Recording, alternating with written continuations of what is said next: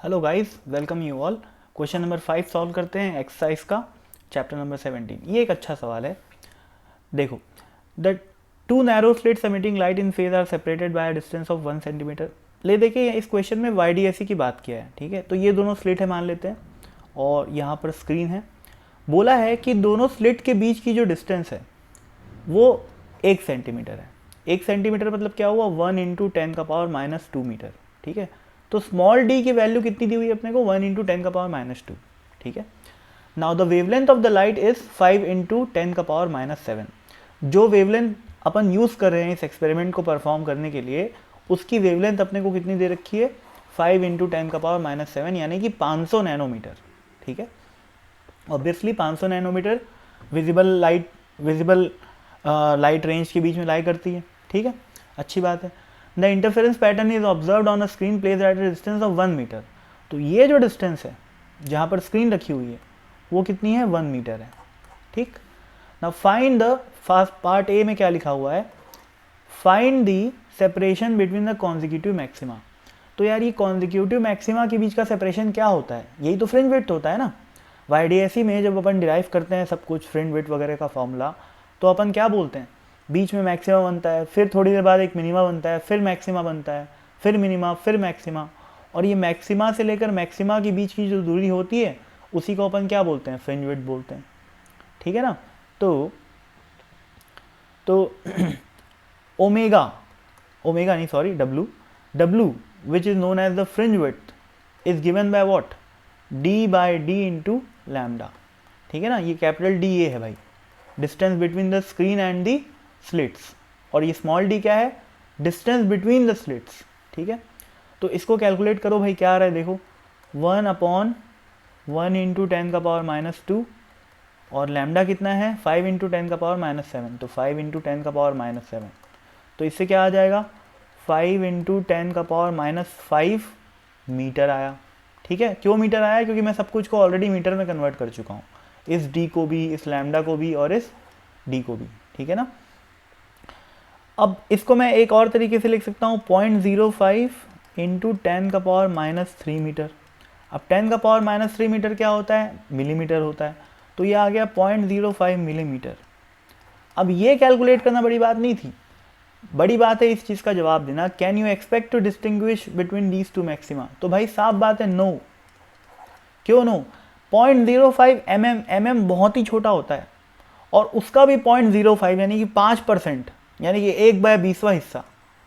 ठीक है, 1/20 of 1 mm, ये तुम भाई कैसे डिस्टिंग्विश कर पाओगे, नहीं दिखेगा कुछ।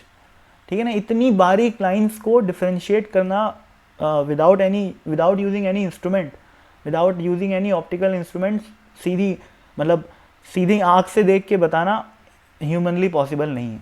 ठीक है ना, तो इस कैन यू डिस्टिंग्विश का आंसर क्या हो जाएगा, नो हो जाएगा। ठीक है, अब सेकेंड पार्ट में देखो क्या बोला है, find the separation between the sources which will give a separation of 1 mm between the consecutive maxima. अब 1 mm, ये जो 1 सेंटीमीटर एक्चुअल में लिया है ना यार, ये बहुत ज़्यादा है एक्चुअल में, क्योंकि इंटरफेरेंस पैटर्न को ऑब्जर्व करने के लिए ये वेल एस्टैब्लिश्ड फैक्ट है कि जो D होता है वो लैम्डा से थोड़ा सा बड़ा होना चाहिए, लैम्डा के ऑर्डर में होना चाहिए। अब यहाँ लैम्डा है 5 × 10⁻⁷, और D है 1 × 10⁻²। तो देख रहे हो ना, एक में -7 लिखा हुआ है, एक में -2 लिखा हुआ है, बहुत ज़्यादा फर्क है। मतलब D is very very very greater than lambda. ऐसे केस में इंटरफेरेंस दिखाई नहीं देता।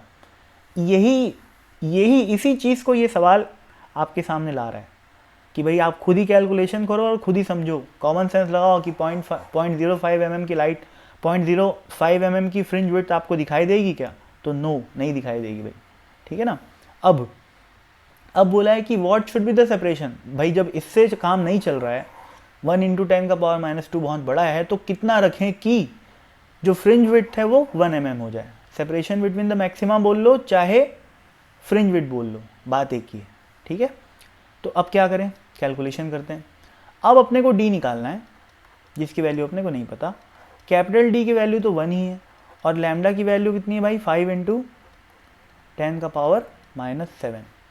और अब अपने को फ्रिंज विड्थ की वैल्यू दे दी है 1 mm, 1 mm की फ्रिंज विड्थ होगी तो आप उसको डिफ्रेंशिएट कर सकते हो। 1 mm मतलब होता है 1 सेंटीमीटर का 10वां हिस्सा, उतना आपको दिख जाएगा, ठीक है, उतना आपको दिख जाएगा, वो कोई खास बात नहीं। तो भाई कर लो कैलकुलेशन। W बराबर क्या होता है, d by D into lambda, है ना। तो ये अपने को 1 mm दिया हुआ है, 1 इंटू 10 का power -3 is equal to d, यानी कि 1 इंटू लैम्डा 5 इंटू 10 का पावर -7 अपॉन स्मॉल डी। तो स्मॉल डी की वैल्यू क्या हो जाएगी, 5 इंटू 10 का पावर -4, ठीक है ना। तो ये 0.5 mm आ जाएगा, यानी कि 0.5 mm। वहाँ आप कितना रखे थे, वो प्रीवियस क्वेश्चन में 1 सेंटीमीटर रखे थे भाई आप। 1 सेंटीमीटर मतलब कितना होता है, 10 mm होता है 1 सेंटीमीटर मतलब, ठीक है ना। और यहाँ पर आधा mm की बात किया है, यानी कि 20 गुने का फ़र्क है, ठीक है ना। तो अब आप उस डिस्टेंस बिटवीन द स्लिट्स को 20 गुना छोटा कर दिए हो, तब जाके आपको 1 mm की फ्रिंज विड्थ दिखाई दे रही है, ठीक है ना। तो आप जो पहले किए थे वो एब्सर्ड था। फर्स्ट केस में जो आपने डेटा लिया हुआ है कि स्लिट्स के बीच की दूरी को 1 सेंटीमीटर रख लो, ये बेवकूफ़ी है बेसिकली। YDSE परफॉर्म करने के लिए 1 centimetre is not the right choice, ठीक है ना। ये क्वेश्चन यही समझाने की कोशिश कर रहा है, what is the practical aspects. भाई कैलकुलेशन कोई भी कर लेता है, कोई बड़ी बात नहीं है ना। सबको पता है ओमेगा का फ्रिंज विड्थ का formula d into lambda by D होता है, वो कोई बड़ी बात नहीं, कोई भी कर सकता है कैलकुलेशन। तो कैलकुलेशन करके आंसर निकाल के हैप्पी आगे बढ़ जाओ, this is not the way, ठीक है ना।